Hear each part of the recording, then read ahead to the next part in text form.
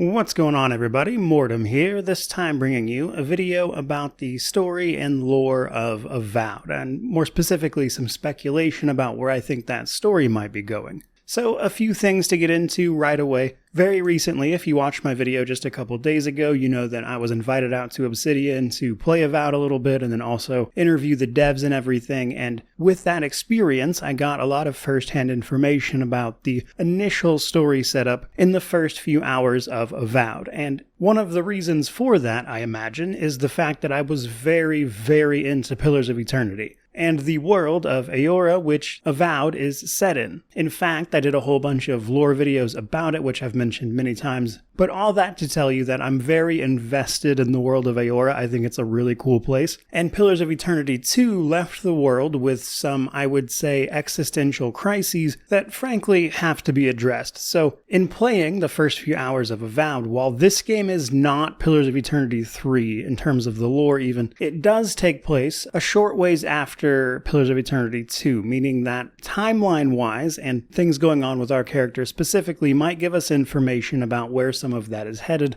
And all of that in particular is really what I want to talk about in this video. That's going to require me to explain a few things about the lore generally and also things from Pillars of Eternity 2 specifically, so spoilers for that game for sure. And then obviously I'm going to be talking about the opening hours of Avowed and what to expect there. So while not really spoilers in the strictest sense, probably worth a mention that I will be talking about them, and if you'd prefer to wait and play that game for yourself, probably not the video for you. Now, the way I would like to structure this is to first explain a few important bits of lore from the previous games, and I'll actually probably post my old lore videos about these subjects specifically down below as well if you want to learn even more. And then what we experience in the opening hours of Avowed, and then kind of roll that into some theories and speculation on my part. So right away in Avowed, we play as the godlike of an unknown god. Now, in the world of Eora, gods can bless children in the womb, basically to turn them into godlike. That means being a godlike is an almost sub-race that can be of any other race. This causes that child to form physical manifestations that look like whatever god they are associated with, meaning that in order for our character to be an unknown godlike, they have to have physical manifestations that aren't typically represented by any other god in the pantheon, which is the case. In fact, what I experienced was fungal growths that could be attached to your character as these manifestations. Now, you can also choose to turn those off if you just want to look normal, but otherwise, that's how it props up, and that means that whatever is causing your godlike state is somehow connected with,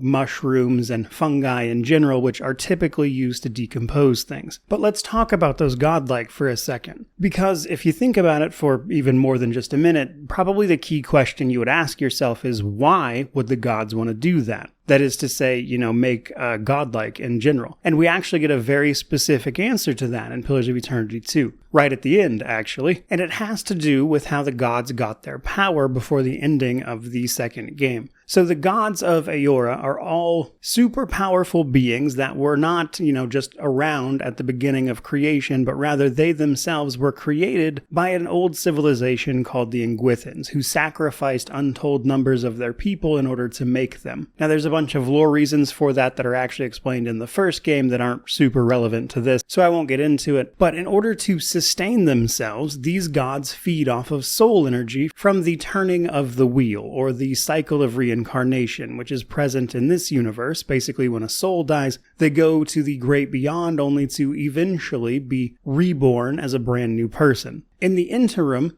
gods feed off of that energy, but the godlike are simply a backup plan. At any moment, the gods who gave those blessings to people can also simply take them back, meaning that the intent and purpose of godlike was to basically act as a failsafe. Now, each individual god has different relationships with their godlike. Some don't really care about them at all, some have more personal relationships with them, which is why some gods had very few, and other gods still had Tons. Now that is especially important because of what happens at the end of Pillars of Eternity 2 and what we then learn at the start of Avowed. So the end of PoE2 sees the cycle of reincarnation being broken. The god Aothis manifests as a giant walking statue of Adra, which are pillars that act as a sort of conduit for souls, but Aothis uses this body to march to Ukaizo, where the Ingwithans set up a bunch of machinery to control the flow of the wheel, that is to say the cycle of reincarnation. And in destroying this machinery, which had governed the wheel, which is a natural process, for so long, it effectively broke it in ways that it shouldn't be able to recover from, or at least they think that it won't be able to. Essentially meaning that here in a generation or two, both the gods and the mortal world are completely doomed. Gods will no longer have the energy that they need to sustain themselves, and the mortal world will simply not see any more births of actual people. They will be born soulless, which results in a zombie-like state, meaning that the end of the second game left the world on a catastrophic precipice. So now we fast forward to Avowed, which takes place a while later, and to that end, Avowed takes place about 3 or 4 years after the rough ending of 2, I believe. So to start putting some of that together before we talk about Avowed specifically, at the end of 2, the world is left in a huge crisis that could very well be world-ending. The gods might die, humanity or, mortal kind might die, the Kith if you prefer. The godlike themselves can be used as a last resort by the gods in order to fuel them for a little while longer, as they are effectively energy reserves, while some sort of solution might be hopefully found for the broken wheel of reincarnation. Which brings us back to Avowed. We are the godlike of an unknown god in a world where it was made very clear that all of the godlike have relatively recently gone missing, which is why everyone is very surprised to see you. And even in the quest that we see in the Avowed preview called Dawn Treader that's been shown off a few times, we meet one other godlike named Sargemus, who was a godlike of Aothis. That's important because Aothis spent all of his energy in order to break the wheel at the end of 2 to begin with. He really doesn't have the power to do much of anything, and even if he did, it's unlikely that he would have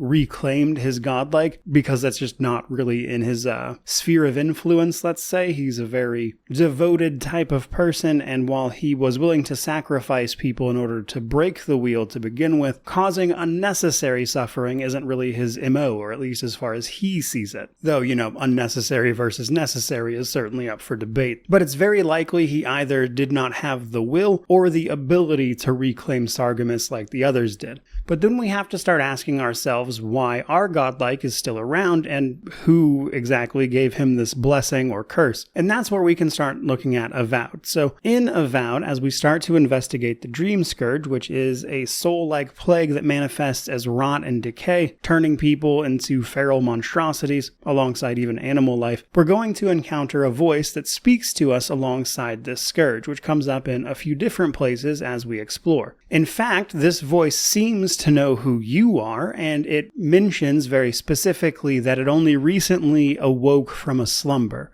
And what's more, this voice specifically seems to be coming from Adra pillars, the conduits of souls, which forms a connection to the great beyond or the in-between, and it seems to be very heavily affected by the Dream Scourge, referring to it as an infection and a foreign body, and its natural being seems to be trying to fight back against it somehow. And while we don't get a lot of answers about that in the preview, another thing you can find in Dawnshore is a memory, which looks to be another fungal godlike born to a people who are native to the living lands called the Godless. This is interesting because the Godless predate the Ingwithan pantheon. They did not worship them because to them, they either didn't exist yet, depending on the timeline, or they just didn't know them, which means this character that is a godlike shown in this particular memory is also referred to as having the face of this voice that's speaking to you, which means this voice is almost certainly the god or entity to which you are a godlike. Now that is everything that is like hardline fact, more or less, or at the very least what is straightforwardly presented. Now basically everything after this is just complete speculation on my part. It might wind up being true, it might wind up not not being true, but I'm going to take a few guesses at where I think this might be going, and then once Avowed releases, we can take a look back at it and either laugh or, who knows, maybe I'll have called it. So, to my mind, it seems pretty obvious that this voice speaking to us through the Adra is some unknown entity that is either itself some sort of divine-like being capable of creating godlike, or maybe something else entirely that just happens to be a byproduct of the natural cycle of the wheel, and thus able to create godlike. So it's important to remember that the current gods of the world were made, they were not always there. However, the wheel, the cycle of reincarnation, was always there. It did not always work very efficiently, which is why they made the machinery to control the flow of it, but it was present before them. And then this entity mentions that it's been slumbering for a very long time. And I'm wondering if this voice is either some power of creation that was present before the Engwithan gods ever existed, or like a member of their pantheon that broke away from them and simply didn't engage with or acknowledge the rest of them. Or, given how the Engwithan gods were made, maybe the godless people that were native to the living lands managed to perform some similar rite to create their own god.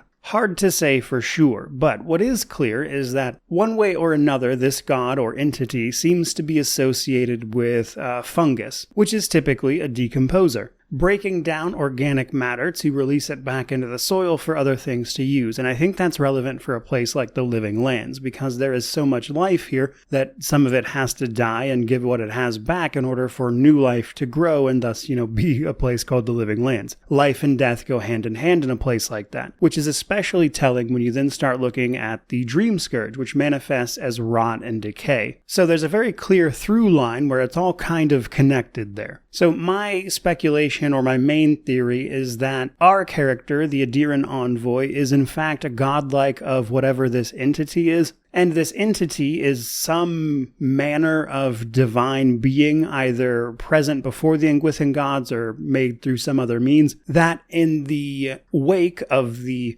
machinery controlling the natural flow of the wheel having broken, somehow triggered its awakening, which clearly has something to do with your character. Because with only a few years in between Deadfire and this game, it's clear that, we couldn't have grown to adulthood in that time. So it'll be curious to see how that plays out. But I think the gist of it is that while we might not get any hard answers about, fixing the wheel or the cycle of reincarnation, what I think might happen is that we might just learn what it was before the gods took control of it, and thus how we might restore it to its natural state, thus, staving off the immediate crisis at the very least. And I think it's likely that the Dream Scourge is going to tie into that somehow, perhaps being simply a symptom of this being trying to get its bearings after all these years, or a consequence of, it being bound in some way. Which, if that in particular is the case, it might stand to reason that the current Engwithan gods, which are still around, if in a weakened state, may not exactly be excited to learn about. Not least of which the Steel Garrote, who are present and serve the goddess Woedica, who happens to just be the patron god of the Adiran Empire, which I imagine might roll into it. But currently, with the information I have, that's kind of where my head's at, and I think it'll be really interesting to play more of Avowed and wind up learning how all of this connects together, if any of that happens to wind up being true, or if they take it in a different route. But for my money, I'm thinking that by destroying the wheel, Aethys unwittingly either woke something up or unbound something, or perhaps even knowingly, or perhaps as a third option, maybe in the cataclysmic results of that, something new was born. Though that one seems less likely given the voice's mention that it had been slumbering for some time. So there's a few different theories to work through there, but I think you kind of see what I'm getting at. And I think everything else, the Dream Scourge, etc., is probably going to be some sort of product of that. But if you couldn't tell by all of that information, I really love this world. I'm excited to see whether I'm close to the money or if I'm way off the mark when the game releases. So certainly stick around if you want to see more content around all of that.